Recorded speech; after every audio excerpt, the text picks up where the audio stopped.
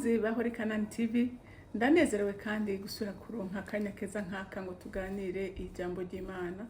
Ariko imbere ko dutangura kuganira, reka tubanze dusenge. Uri mwiza Mana kandi uragororotse. Urukundo rwawe ni neza yawe Mwami birandenga. Kandi ijambo ryawe riratubwira neza ko ukunda bagukunda kandi abakurondera ubudahumeka bakubona.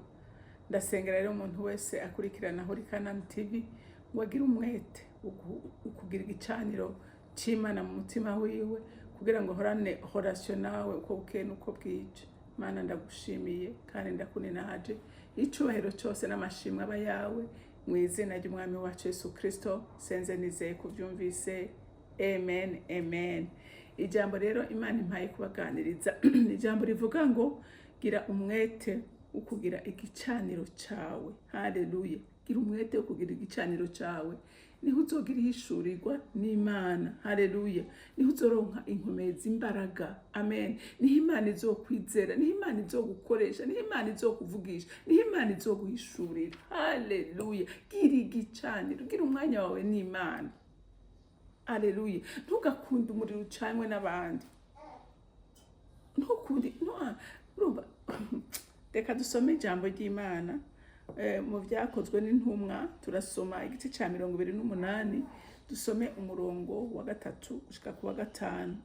Haravuga ngo ariko Paulo amaze gusenya umuganda w'inkwi arazikomanya, inzoka eva mu muriro imukomora ku kuboko.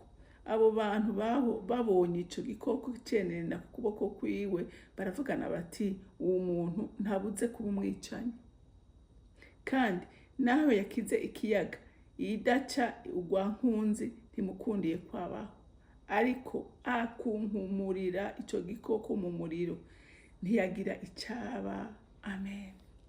Urumva Paulo yari afise igicaniro ciwe, yari afise umwanya wo gusenga, yari afise umwanya wo kubana n'Imana. Haleluya, haleluya.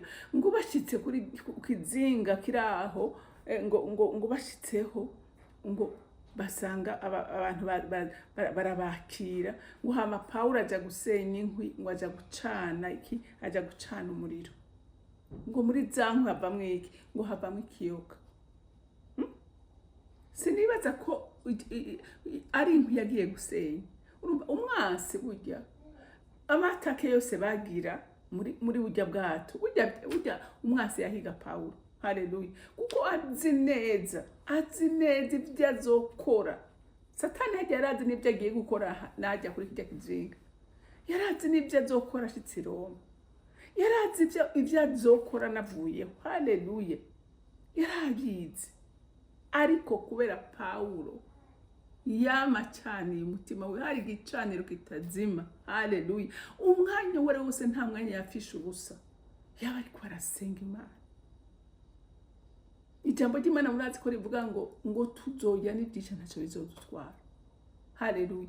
Ngo Imana yavuga ngo ndabahaye ububasha bwo guhonyora inzoka na scorpion. Uca gikoko kimuriye, ngo abantu baravuga ati Imana atuye umuntu ati ntabuze kutaba umwicanyi. Umuntu yashoboye gukira ikiyaga none aje gupfira ngaha n'ukuri, kuko ngo ico kiyoka uwo cakomora nta n'umunota wahera adapfuye. Haleluya. Nta n'umunota wahera adapfuye. Ariko iyo nzoka ntiyamenye uwiriye uwariwe, yamenye ko ataribwa, ko atakomoreka, kubera ubushobozi buri muri we gusumba ubusumba bumara buri mu nzoka. Ngo bararindira kwapfa, ngo baca baratangara ati ntibishoboka, ni gute uyu muntu akize. Haleluya. Umva ngaha hepfo ku murongo wa 6 baravuga ngo ba bandi bararereka kwa vyimba canke kwa bukumbi, ariko bamara umwanya munini bareretse, babonye atacabaye barahindura bati ni Imana. Haleluya. Ntibamwise umuntu asanzwe, bavuze ati umuntu ntasanzwe, ashobora kudapfa, ariwe niki kiyoka. Bantu b'Imana, Imana iravuga ngo ndi nyuma y'ijambo ryanje.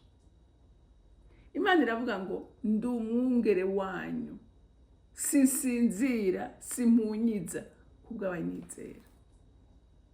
Imana ntibesha, Imana ntibesha, ntihunyiza, ihora iri maso kubw'abantu bayo. Yabereye maso umusavyi wayo, umwasi yateze. Ni kangahe Satani adutega imitego?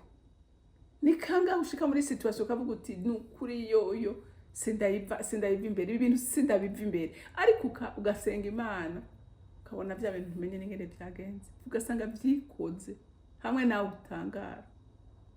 Bantu b'Imana, dukunde gusenga, dukunde kurondera Imana. Nukuri kuyirondera ni inyungu yawe nanje ijana kwijana, ukaba umunezero w'Imana. Haleluya, haleluya. Ni inyungu yacu ukaba umunezero w'Imana, kuko Imana yo yama yiteguye kutugirira neza.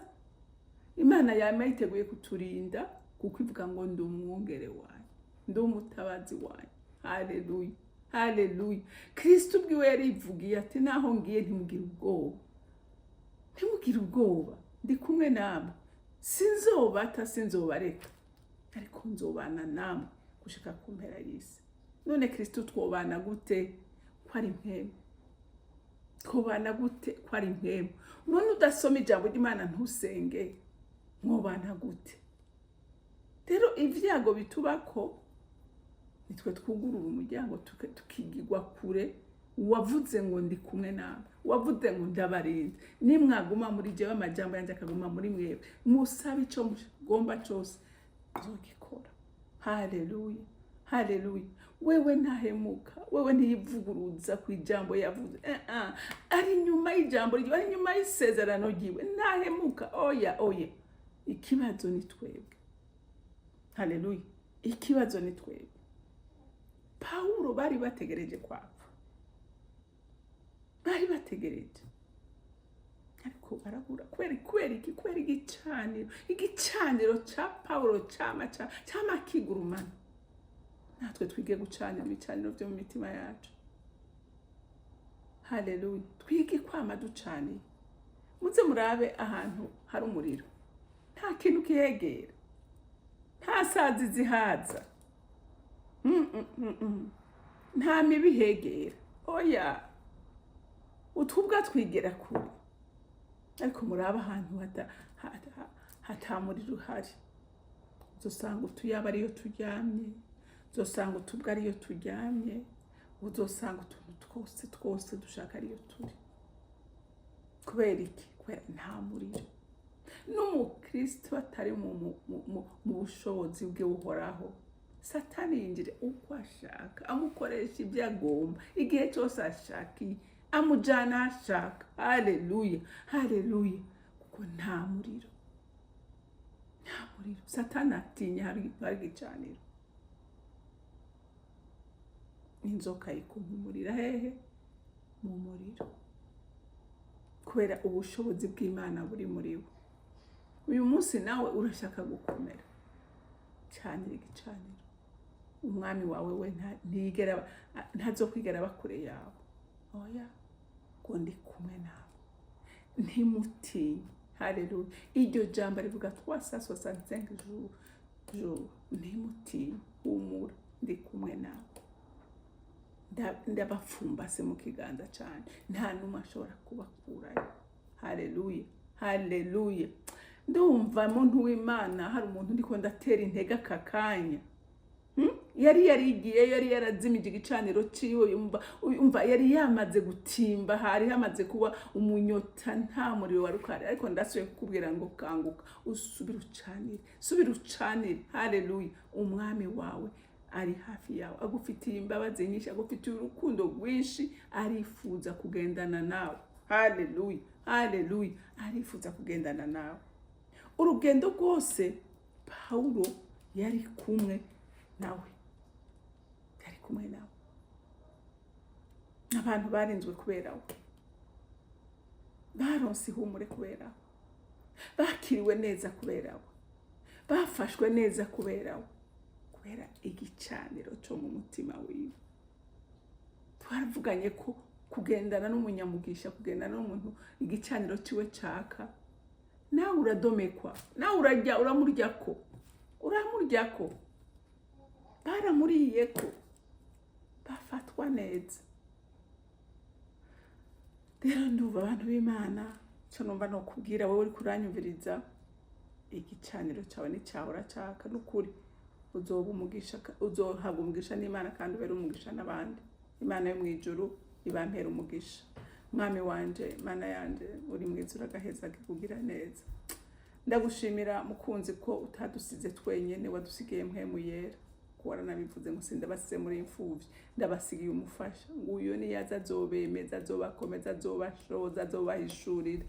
Mwami wanje, mukunzi wanje, ndagushimiye. Uri gitangaza uragaheza gihe. Izina ryawe nirikomeze gushimwa na bose. Ni mu izina ryawe ryera senze nizeye kubyumvise. Amen, amen. Mwarahezagiwe, mugira umunsi mwiza.